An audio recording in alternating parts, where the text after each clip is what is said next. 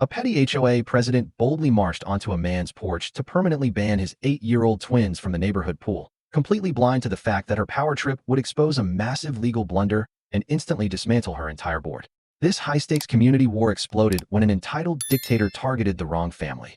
The president ran the neighborhood like her own tiny kingdom, handing out a printed ban notice because the kids were splashing too loud. When the furious father questioned her authority, she smugly laughed in his face, claiming she owned the board and decided who swam. Rumors suggest she routinely weaponized her position to bully families she disliked, confidently assuming nobody would dare challenge her rulebook. But that wasn't the whole story. Instead of causing a scene, the father quietly went to work. What the board had completely failed to realize was that the pool, the deck, and the entire pump house sat squarely on private land. Reports claimed the HOA had been illegally operating this massive community amenity on the man's property for decades without a single easement or lease.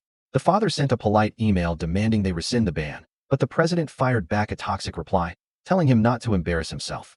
And what happened next would completely paralyze the entire subdivision.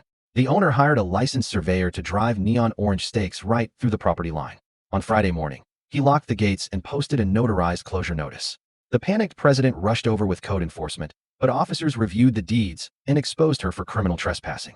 The financial fallout was absolutely brutal. The homeowner hit the association with a massive bill for 6 years of unauthorized commercial land use.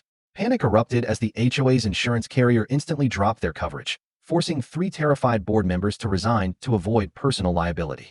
Accusations surfaced regarding the president's gross incompetence, triggering a massive recall vote that stripped her of power before she sold her house in total disgrace. If a corrupt neighbor banned your kids, would you charge them rent or shut it down forever? Tell me below.